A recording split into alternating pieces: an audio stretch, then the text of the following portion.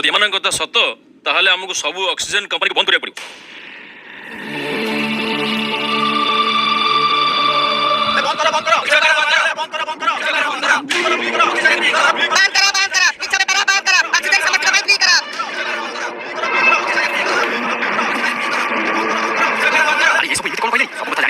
আমি এটি নিরবর অক্সিজেন আনি বেপার করছি বলি এই নম্বর যা সেবার জলদি যাও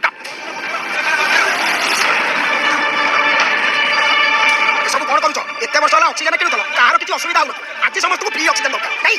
ଆରେ ଏ ସବୁ ଏଇ ଚାରିଟା ପିଲାମାନଙ୍କ ପାଇଁ ହେଇଛି। ଏମାନେ ଏ ଦୁନିଆର ନୁହଁ, ସେଥିପାଇଁ ଏମାନେ ମିଛ କହୁଛନ୍ତି। ଆମକୁ ଭଲେଇ ଫୁସୁଲେଇ ସେ ରାକ୍ଷସ ପାଖକୁ ନେଇ ମାରିଦେବେ, ବୁଝିପାରିଲ ତ? ମୁଁ ମିଛ କହୁଛି ଆଉ ତମେ ପୁରା ସତ କହୁଛ? ତେବେ ଠିକ ଅଛି, ମତେ ସେ ନୀଳପ୍ରଭୁ କ୍ୟାମେରା ସହ ପଠାଅ, ମୁଁ ପ୍ରମାଣ କରି ଦେଖେଇଦେବି ଯେ ଯାହାକୁ ରାକ୍ଷସ କହୁଛ ସେମାନେ ଆମ ମିତ୍ର ବୋଲି। ଆରେ ନା ନା ସେମିତି କରିହବନି। ସେଠିକି ଯିବାକୁ ଆମକୁ ଅନ୍ୟ ସ୍ପେସ୍ ଷ୍ଟେସନର ଅନୁମତି ଦେବେନି। ଏମିତିରେ ବି ତମେ ସବୁ ଆମ ସ୍ପେସ୍ ଷ୍ଟେସନ ପିଲା ନୁହଁ, ବୁଝିଲ? ବୁଝରେ ବୁଝ, ଏସବୁ ଏମାନଙ୍କର ଗୋଟେ ପ୍ଲାନ୍। ଆମକୁ ରାକ୍ଷସ ଆଗକୁ ନେଇ ମାରିବା ପାଇଁ ଏମାନେ ଏମିତି ଷଡ଼ଯନ୍ତ୍ର କରିଛନ୍ତି। ରାଣ ଆଗ ଏ ପିଲାମାନଙ୍କୁ ବାନ୍ଧ, ୟାଙ୍କୁ ସ୍ପେସ୍ ଷ୍ଟେସନ ଆସୋସିଏସନରେ ରଖାଯାଇ ବିଚାର କରାଯିବ।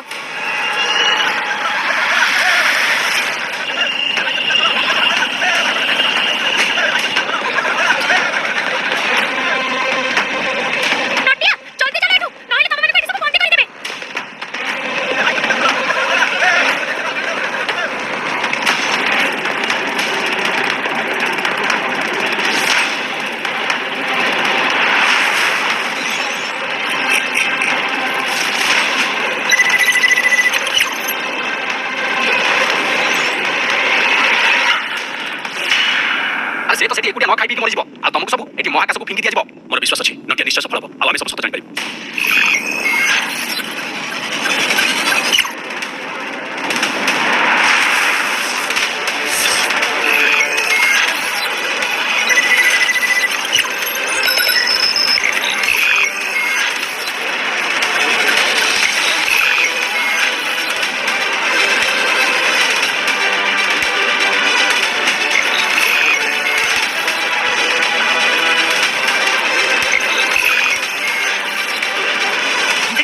ମୁଁ ଏଠି କେମିତି ବିନା ମାସ୍କରେ ନିଶ୍ୱାସ ପ୍ରଶ୍ୱାସ ନେଇପାରୁଛି ଆଉ ତମମାନଙ୍କୁ ମିଛ କହି ଏତେ ଦିନ ପୃଥିବୀରୁ ଦୂରରେ ରଖାଯାଇଛି।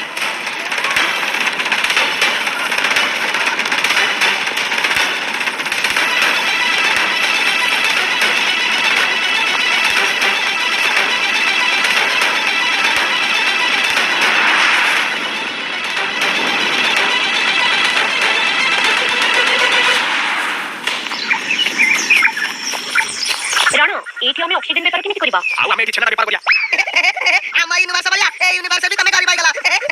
ଏବେ ସବୁ ଲୋକ ସତ ଜାଣିଗଲେ ଯେ ଗଛ ଆମର ଶତ୍ରୁ ନୁହେଁ, ଆମର ମିତ୍ର ବୋଲି। ଏବେ ଆମ ସମୟ ଆସି